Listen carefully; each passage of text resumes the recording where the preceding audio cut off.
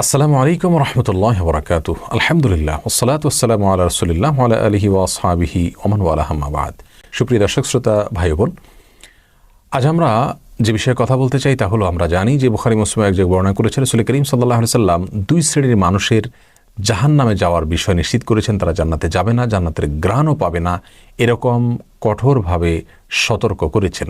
তাদের মধ্যে থেকে এক শ্রেণীর মানুষ হলেন ওই সমস্ত নারীরা, ওই সমস্ত মেয়েরা যারা এমনভাবে পোশাক আশাক পরে বের হন যে পোশাক পরা না পরার সমান। সেটা আঁটো অতিরিক্ত টাইট হওয়ার কারণে অথবা অতিরিক্ত পাতলা হওয়ার কারণে, শর্ট হওয়ার কারণে, সংক্ষিপ্ত হওয়ার কারণে তাদের পোশাক পরা না পরার সমান, অর্থাৎ তাদের শরীরের অংশ প্রকাশিত হয় এবং তারা অন্যের দিকে ধাবিত হয়, ঝুঁকে পড়ে এবং অন্যকে নিজের দিকে আকৃষ্ট করে, এবং সেই সাথে তাদের মাথার চুলগুলোকে এমনভাবে বাঁধে খোপা করে যে সেটা মাথার উপরে আলাদা ওঁটের পিঠের মধ্যে যে কুঁজ থাকে সেই ওঁটের কুঁজের মতো করে উঁচু করে বাঁধে। এটাকে নবী সাল্লাল্লাহু আলাইহি ওয়াসাল্লাম ভর্ৎসনা করেছেন এবং এরকম যারা করে তাদেরকে জাহান্নামী হিসাবে আখ্যায়িত করেছেন, অর্থাৎ তারা জান্নাতে যাবে না, জান্নাতের ঘ্রাণও পাবে না, এরকম কথা তিনি বলেছেন।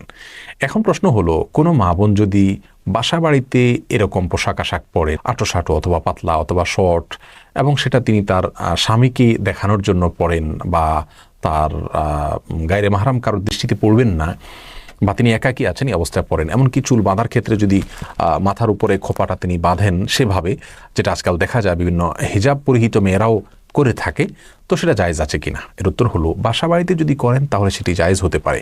কারণ হাদিসে পূর্বের এবং পরের সমস্ত অংশগুলো মিলালে আমরা দেখি সেখানে অন্যকে আকৃষ্ট করা এবং আপনার এমনভাবে চলাফেরা করা যে অন্য ফিতনায় পতিত হতে পারে, এই বিষয়গুলোর কথা উল্লেখ করা হচ্ছে। তার মানে এটা বাহিরে যখন আমরা বের হব তখন এভাবে আমাদের চুল বাঁধার ব্যাপারে নিষেধাজ্ঞা রয়েছে।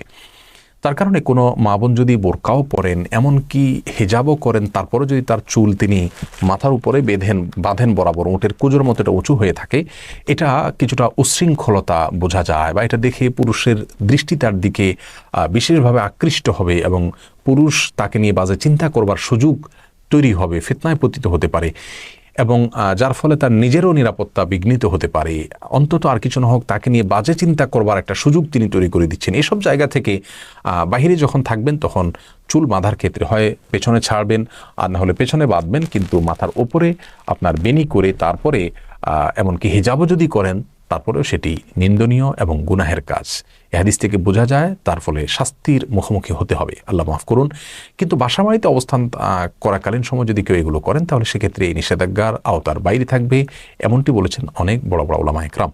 তারপরেও যেহেতু অনেক ফাসিক মেয়েদের কালচার, এটা কৃষ্টি, তাদের সংস্কৃতি, তাদের সাদৃশ্য গ্রহণ হয়ে যায়, বিধায় এ ধরনের চুল বাঁধা বা এ ধরনের স্টাইলগুলোকে অবলম্বন না করাই উত্তম, যেগুলো তাদের সাথে সাদৃশ্য আমাদেরকে করে দেয়। রাসূল করিম সাল্লাল্লাহু আলাইহি ওয়াসাল্লাম বলেছেন, সুনান আবু দাউদে বর্ণিত হয়েছে, মান তাশাব্বাহা বিকওমিন ফাহুয়া মিনহুম, যে ব্যক্তি কোনো জাতির সাথে সাদৃশ্য গ্রহণ করে বা তাদের মতো হয়, সে তাদের অন্তর্ভুক্ত হয়ে যায়।